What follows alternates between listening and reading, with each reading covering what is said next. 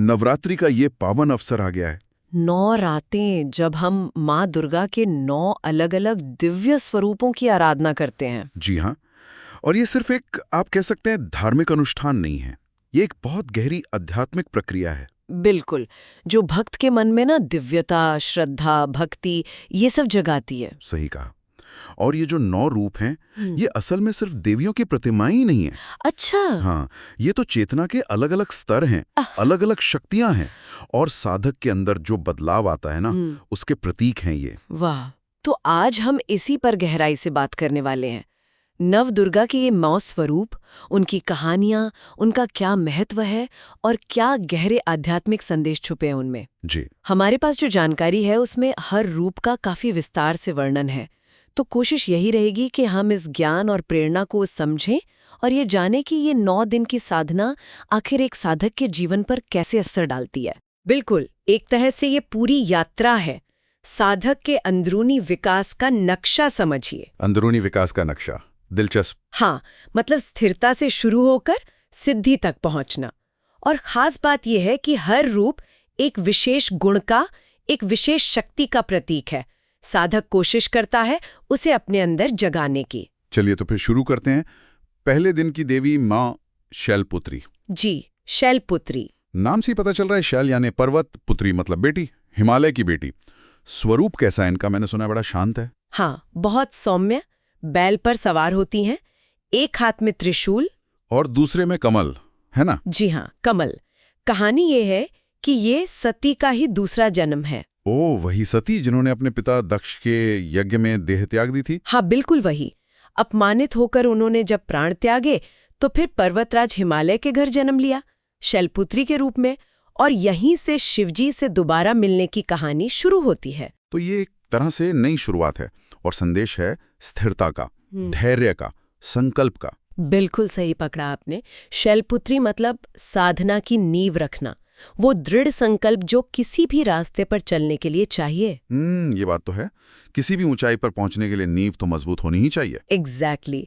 और योग की नजर से देखें ना, तो इनका संबंध मूलाधार चक्र से है। मूलाधार चक्र मतलब जो हमारे शरीर का पहला ऊर्जा केंद्र है, स्थिरता वाला। जी हाँ, जीवन में स्थिरता, आत्मविश्वास, ये सब वहीं से आता है। तो शैलपुत्री की पूरा एक तरह से इस चक्र को जगाने में मदद करती है। ये समझिए आध्यात्मिक यात्रा का पहला कदम है। पहला कदम, बिल्कुल।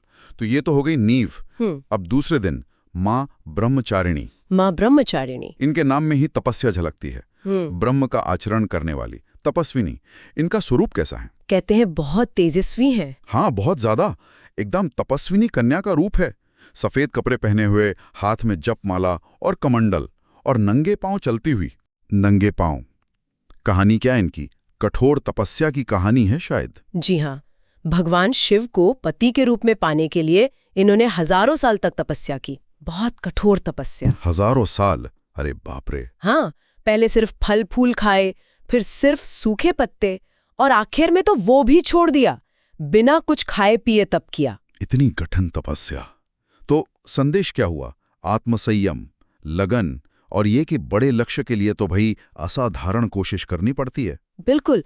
और तपस्या का मतलब सिर्फ बाहर से कष्ट सहना नहीं है। अच्छा। हाँ, इसका गहरा मतलब है अपनी इच्छाओं पर, अपनी इंद्रियों पर काबू पाना, सहनशीलता बढ़ाना और अपने लक्ष्य से बिल्कुल न भटकना। ये है ब्रह्मचर्य का असली मतलब यहाँ। और पूजा में भी शायद इसीलिए सफेद फूल, सफेद कपड़े, शांति और तप के प्रतीक। जी। योग में इनका संबंध स्वाधिष्ठान चक्र से माना जाता है, जो हमारी ऊर्जा और रचनात्मकता से जुड़ा है। जी। ब्रह्मचारिणी की साधना उस ऊर्जा को नियंत्रित करके सही दिशा देती है। वाह। ये तपस्या हमें ज्ञान, वैराग्य, आत्मनियंत्रण की शक्ति देती है। वाह। मतलब तपस्या सिर्फ इच्छा शक्ति बढ़ाने के लिए नहीं, अपनी ऊर्जा को बदलने के लिए भी है। अच्छा, अब तीसरे दिन की देवी माँ चंद्रघंटा। माँ चंद्रघंटा। इनका नाम तो बहुत खास है। सुना है इनके माथे पर अर्धचंद्र के आकार का घंटा होता है। जी हाँ, इसीलिए नाम चंद्रघंटा पड़ा। इनका स्वरूप वीरता और शांति दोनों का मेल है। शेर पर सवार रहती हैं। 10 हाथ हैं इनके। 10 हाथ? हाँ, और उनमें अलग अलग अस्त्र शस्त्र हैं। कमल भी है। दिखती तो युद्ध मुद्रा में है, लेकिन भक्तों के लिए बहुत शांत और कल्याण करने वाली हैं। अच्छा। कोई खास कथा है इनकी? एक कथा तो शिवजी से विवाह के समय की है। जब शिवजी की बारात में अजीबोगरीब गणों को देखकर पार्वती जी की मां डर गईं, तब देवी ने ये सौम्य लेकिन शक्तिशाली रूप दिखाया था। और दूसरी कथाओं में ये असुरों का संहार भी करती हैं। तो मतलब ये साहस, निडरता और जरूरत पड़े तो बुराई से लड़ने की शक्ति इन सब का प्रतीक है। हाँ बिल्कुल। साधना सिर्फ शांति नहीं है, शौर्य भी है उसमें। चंद्रघंटा की पूजा भक्त को हर तरह के डर से मुक्त करती है, चाहे वो बाहरी दुश्मन का डर हो या मन के अंदर का। अंदर का डर, हाँ, वो ज्यादा मुश्किल होता है। पूजा में घंटी बजाने का भी महत्व बताया जाता है ना? जी। इनकी उपासना आत्मविश्वास और हिम्मत देती है। योग में इनका संबंध मणिपुर चक्र यानी नाभि केंद्र से, या कुछ लोग हृदय चक्र से भी जोड़ते हैं। ये केंद्र आत्मविश्वास, इच्छा शक्ति, निडरता जगाते हैं। तो जब अंदर हिम्मत और संतुलन आ जाता है तब इंसान बाहरी मुश्किलों का सामना कर पाता है। सही कहा, ये अंदर की शक्ति को जगाना है। बहुत जरूरी पड़ाव है ये। अच्छा, अब चौथे दिन आती हैं माँ कूष्मांडा। माँ कुष्मांडा। नाम बहुत ही अनोखा है। कू मतलब छोटा, ऊष्मा मतलब ऊर्जा और अंडा मतलब ब्रह्मांडीय अंडा। क्या इसका मतलब है कि इन्होंने ब्रह्मांड बनाया? बिल्कुल सही समझा आपने। कथाओं में यही कहा गया है कि जब कुछ नहीं था, हर तरफ सिर्फ अंधेरा था, तब माँ दुर्गा ने इसी रूप में अपनी एक हल्की सी मुस्कान से, सिर्फ मुस्कान से? हाँ, अपनी दिव्य मुस्कान से पूरे ब्रह्मांड की रचना कर दी। इसीलिए इनको आदिशक्ति भी कहते हैं। अरे वाह, ये तो अद्भुत बात है। मतलब सृजन, ऊर्जा, आशा, कितनी शक्तिशाली प्रतीक हैं ये। छोटी सी पॉजिटिविटी भी कितना कुछ रच सकती है ना? इनका स्वरूप भी बड़ा दिव्य है। 8 भुजाएं हैं, उनमें अस्त्र शस्त्र, कमल, अमृत का कलश, जपमाला, सब कुछ धारण किए हुए हैं और शेर पर विराजमान है। पूजा में मालपुए का भोग लगता है ना शायद, और हरा रंग शुभ माना जाता है। ये भी सृजन और उर्वरता के प्रतीक हुए फिर तो। निश्चित रूप से माँ कुष्मांडा की पूजा से अच्छी सेहत, लंबी उम्र, यश मिलता है। वो पूरे ब्रह्मांड की ऊर्जा का स्रोत जो ठहरी। योग में इन्हें अनाहत चक्र यानी हृदय केंद्र से जोड़ा जाता है। हृदय चक्र मतलब प्रेम, करुणा, दया। हाँ, और सृजनात्मकता भी। यहाँ खास बात यह है कि देखिए, घोर अंधकार में भी सृजन की शक्ति एक मुस्कान में, एक सकारात्मक सोच में छुपी है। इनकी पूजा व्यक्ति को पॉजिटिव एनर्जी और क्रिएटिविटी देती है। अद्भुत। अब 5वां दिन, माँ स्कंद माता है। जी, स्कंद माता। नाम से ही साफ है, भगवान स्कंद यानी कार्तिकेय, जो देवताओं के सेनापति थे, उनकी माता। तो इनका स्वरूप एकदम माँ वाला होगा। हाँ बिल्कुल, मातृत्व का साक्षात रूप है ये। शेर पर बैठी हैं और उनकी गोद में बालक स्कंद हैं। माँ की 4 भुजाएं हैं, 2 में कमल है, एक हाथ वर मुद्रा में है और एक हाथ से उन्होंने स्कंद को पकड़ा हुआ है। बहुत प्यारा, वात्सल्य से भरा रूप है। कहानी क्या इनकी स्कंद के जन्म से जुड़ी है? तो तारकासुर नाम का एक असुर था जिसे मारना मुश्किल था। उसे मारने के लिए देवताओं को एक खास सेनापति चाहिए था। वो थे भगवान स्कंद, और उन्हें माँ पार्वती का ही संरक्षण और शक्ति मिली थी। अच्छा। तो यहाँ मुख्य भाव मातृत्व का है, करुणा का, सुरक्षा का। जी। ये दिखाता है कि असली ताकत और जीत माँ के आशीर्वाद में है। पूजा में कमल और केले का भोग लगता है। हाँ। और नारंगी रंग शुभ मानते हैं। हाँ। ये शायद ऊर्जा और उत्साह दिखाते हैं। बिल्कुल। स्कंद माता की पूजा से साधक को माँ जैसा प्यार और सुरक्षा मिलती है। मन में करुणा, सेवा, समर्पण का भाव आता है। योग में इनका संबंध विशुद्ध चक्र से है, जो गले में होता है। विशुद्ध चक्र? हाँ। ये तो बोलने की शक्ति, अभिव्यक्ति से जुड़ा है ना? हाँ, संवाद, अभिव्यक्ति और उच्च ज्ञान से। स्कंद माता हमें सिखाती हैं कि मातृत्व सिर्फ बच्चे पैदा करना नहीं, बल्कि सारे जीवों के लिए करुणा और सुरक्षा का भाव रखना है। माँ का प्यार ही सबसे बड़ा कवच है। बहुत ही सुंदर भाव है ये। अच्छा, अब 6वां दिन, माँ कात्यायनी। माँ कात्यायनी। इनका नाम सुना है महर्षि कात्यायन के नाम पर है? हाँ, ऐसी मान्यता है। महर्षि कात्यायन ने माँ भगवती को बेटी के रूप में पाने के लिए बड़ी तपस्या की थी। माँ प्रसन्न हुई और उनके यहाँ बेटी बनकर जन्मी, इसीलिए कात्यायनी कहलाईं। और इनका एक और प्रसिद्ध रूप है महिषासुर मर्दिनी। जी हाँ, जब महिषासुर राक्षस ने तीनों लोकों में हाहाकार मचा दिया था, तब सारे देवताओं ने अपनी शक्ति, अपना तेज इकट्ठा किया और उस तेज से माँ कात्यायनी प्रकट हुई। फिर उन्होंने महिषासुर का वध किया। तो ये उग्र रूप हुआ, शौर्य और विजय का प्रतीक, शेर पर सवार, 4 हाथ, तलवार, कमल, वर और अभय मुद्रा, है ना? बिल्कुल। इनका संदेश है अन्याय पर धर्म की जीत। पूजा में शहद का भोग और कन्या पूजन का भी इनसे खास संबंध है। हाँ, माँ कात्यायनी की पूजा हमें जीवन की मुश्किलों से लड़ने की ताकत देती है, अपने लक्ष्य तक पहुंचने में मदद करती है। योग में इनका संबंध आज्ञा चक्र से है। आज्ञा चक्र यानी दोनों भौहों के बीच का केंद्र। जी, ये हमारे अंतर्ज्ञान, विवेक और मानसिक स्पष्टता का केंद्र है। देखिए, जीतने के लिए सिर्फ ताकत काफी नहीं होती। सही बात है। विवेक चाहिए, सही गलत की पहचान चाहिए, इंट्यूशन चाहिए। माँ कात्यायनी की साधना हमें अपने अंदर के मोह, अज्ञान जैसे असुरों को मारने की प्रेरणा देती है। विवेक और अंतर्ज्ञान, ये तो बहुत जरूरी चीजें हैं साधना में। अच्छा, 7वां दिन माँ कालरात्रि। माँ कालरात्रि। इनके तो नाम से ही और स्वरूप से भी थोड़ी भयानकता का एहसास होता है। हाँ, उनका स्वरूप काफी भयानक बताया गया है। शरीर का रंग एकदम काला, जैसे घनी रात, बाल बिखरे हुए, गले में बिजली की तरह चमकने वाली माला, और उनका वाहन है गधा। गधा? अच्छा। हाँ, 4 हाथ हैं, एक में तलवार, दूसरे में लोहे का कांटा और 2 हाथ वर और अभय मुद्रा में।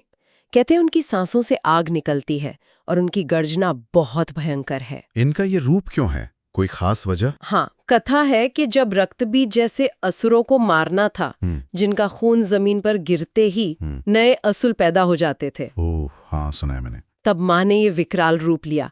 उन्होंने अपनी जीभ फैलाकर रक्तबीज का सारा खून पी लिया, उसे जमीन पर गिरने ही नहीं दिया और इस तरह उसका अंत किया।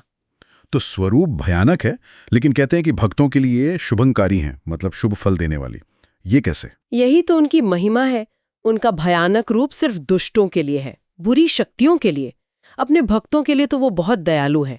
उन्हें हर तरह के डर से, रुकावटों से, भूत प्रेत, तंत्र मंत्र के बुरे असर से बचाती हैं। तो संदेश ये है कि अंधेरे और डर का सामना हिम्मत से करो। बिल्कुल, माँ की शरण में हो तो कोई डर छू नहीं सकता। पूजा में इन्हें गुड़ का भोग लगता है और नीला या काला रंग शुभ माना जाता है। तो ये डर को खत्म करने वाली शक्ति हैं। योग में इनका क्या महत्व है? कालरात्रि की साधना साधक को निडर बनाती है। योग में इन्हें सहस्र चक्र, जो सिर के सबसे ऊपर होता है, या उससे भी ऊंची ऊर्जा अवस्थाओं से जोड़ा जाता है। ये परम ज्ञान और मुक्ति का दरवाजा है। गहराई से देखें तो दुनिया का डर, ये अंधेरा, सब एक माया ही तो है। माँ कालरात्रि की पूजा हमें इस माया से ऊपर उठकर अपनी अंदरूनी शक्ति को पहचानने में मदद करती है। डर से मुक्ति पाकर ही शायद असली ज्ञान मिलता है। अच्छा, अब 8वां दिन माँ महागौरी। माँ महागौरी। इनका स्वरूप कालरात्रि से बिल्कुल उल्टा है, एकदम सौम्य, उज्जवल, है ना? हाँ बिल्कुल, वो एकदम गोरे रंग की हैं, जैसे शंख, चांद या बर्फ। सफेद कपड़े और गहने पहनती हैं और उनका वाहन है बैल। बैल? अच्छा। जी, 4 हाथ हैं, त्रिशूल, डमरू, वरमुद्रा और अभय मुद्रा। इनकी कहानी क्या है? ये इतनी गौरवर्ण की कैसे हुई? कहानी वही पार्वती जी की तपस्या से जुड़ी है। जब उन्होंने शिवजी को पाने के लिए हजारों साल तपस्या की, तो धूप, धूल, मिट्टी सहते सहते उनका शरीर काला पड़ गया था। अच्छा, तपस्या से काला पड़ गया। हाँ। फिर जब तपस्या पूरी हुई और शिव जी प्रसन्न हुए तो उन्होंने देवी को गंगा जी के जल से नहलाया। तब वो बिजली की तरह चमक उठी, एकदम गोरी और सुंदर हो गई और तभी से महागौरी कहलाई। तो ये शुद्धि का, पवित्रता का प्रतीक हुई, तपस्या के फल का प्रतीक, कि बाहरी कठिनाइयों के बाद अंदर की दिव्यता चमक उठती है। बिल्कुल सही। पूजा में भी नारियल, हलवे का भोग लगता है। गुलाबी या पीले कपड़े शुभ माने जाते हैं। ये सब पवित्रता और सात्विकता को ही दिखाते हैं। इनकी उपासना का फल क्या है? महागौरी की पूजा से मन, वचन, कर्म सब शुद्ध होते हैं, पुराने पाप नष्ट होते हैं, इंसान सात्विक जीवन की तरफ बढ़ता है। योग की नजर से देखें तो ये साधना की वो स्टेज है जहां नीचे से ऊपर तक सारे चक्र शुद्ध और जागृत होने लगते हैं। साधक अपने अंदर दिव्यता महसूस करता है। असली सुंदरता और शक्ति तो अंदर की पवित्रता में ही है। बिल्कुल। और अब यात्रा का आखिरी पड़ाव, 9वां दिन, माँ सिद्धिदात्री। माँ सिद्धिदात्री, नाम से ही जाहिर है सिद्धियों को देने वाली। हाँ, सभी प्रकार की सिद्धियां, 8 मुख्य सिद्धियां है ना, अनिमा, महिमा, गरिमा, लघिमा, प्राप्ति, प्राकाम्य, ईश्वित्व और वशित्व। ये उन सब की स्वामिनी है और वही इन्हें प्रदान करती हैं। स्वरूप कैसा है इनका? कमल के फूल पर विराजमान है, 4 भुजाएं हैं, उनमें गदा, चक्र, शंख और कमल धारण किए हुए हैं। एक बात मैंने सुनी है कि भगवान शिव को भी सिद्धियां इन्हीं की कृपा से मिली थी। हाँ, ये बात शास्त्रों में कही गई है। और सिर्फ सिद्धियां ही नहीं, शिवजी का जो अर्धनारीश्वर रूप है ना, जिसमें आधा शरीर पुरुष का और आधा स्त्री का है, वो भी माँ सिद्धिदात्री की कृपा से ही संभव हुआ। उनका आधा शरीर देवी का हो गया। अरे वाह, मतलब शिवजी भी इनकी कृपा से पूर्ण हुए। तो इनका आखिरी संदेश क्या है? पूर्णता, आत्मसिद्धि, मोक्ष? हाँ, आप सही दिशा में सोच रहे हैं। साधना का लक्ष्य सिर्फ शक्तियां या सिद्धियां पाना नहीं है, बल्कि आत्मा का परमात्मा से मिलन है। बिल्कुल, सिद्धिदात्री नवरात्रि की 9 दिन की साधना का शिखर है। इनकी पूजा से सांसारिक सफलता, मन की इच्छाएं तो पूरी होती ही हैं, साथ ही साधक अपने परम लक्ष्य यानी मोक्ष या आत्म साक्षात्कार की ओर बढ़ता है। पूजा में तिल और खीर का भोग लगता है शायद, और नीला या बैंगनी रंग। जी, योग की भाषा में कहें तो ये सहस्रार चक्र का पूरी तरह से खिल जाना है, ब्रह्म ज्ञान मिलना है, आत्मा का परमात्मा में मिल जाना है। यहाँ ये समझना जरूरी है कि सिद्धियां तो रास्ते में मिलने वाली चीजें हो सकती है, मंजिल नहीं। मंजिल तो आत्मज्ञान है। हाँ, और उस परम चेतना के साथ एक हो जाना। तो ये पूरी 9 दिन की यात्रा माँ शैलपुत्री की स्थिरता की नींव से शुरू होकर माँ सिद्धिदात्री की पूर्णता के शिखर तक, ये सच में सिर्फ पूजा पाठ नहीं है, ये तो आध्यात्मिक विकास का और जीवन जीने का एक पूरा खाका है। बिल्कुल, एक पूरा दर्शन है। तो अंत में अगर हम समेटें तो ये 9 दिन हमें सिखाते क्या हैं? निष्कर्ष यही है कि नवदुर्गा की पूजा असल में साधक की अपनी अंदरूनी यात्रा का एक नक्शा है, एक प्रतीक है। मूलाधार से सहस्रार तक का सफर। हाँ, मूलाधार चक्र की स्थिरता से शुरू होकर सहस्रार चक्र के जागरण तक हर देवी साधक को एक एक कदम आगे बढ़ाती है। स्थिरता, फिर संयम, फिर साहस, सृजन, करुणा, विवेक, निडरता, पवित्रता और आखिर में पूर्णता और सिद्धि। ये रास्ता दुनिया में सुख समृद्धि भी देता है और आध्यात्मिक लक्ष्य भी। जी हाँ, दोनों का संगम है। जी। और यहाँ एक सवाल उठता है सोचने के लिए कि क्या ये 9 दिन का अनुष्ठान, ये पूजा पाठ, ये सब मुख्य रूप से बाहरी चीजें हैं, कर्मकांड है, या फिर ये हमारे अंदर जो गहरा आध्यात्मिक बदलाव लगातार चल रहा है उसी का एक बाहरी प्रतिबिंब है? या शायद दोनों का मेल है। हाँ, शायद ये दोनों का एक बहुत अनूठा और शक्तिशाली मिश्रण है, जहाँ बाहर की क्रियाएं, बाहर के प्रतीक हमारे अंदर के जागरण को जगाते भी हैं और उसे सही दिशा भी देते हैं। इस पर मनन किया जा सकता है।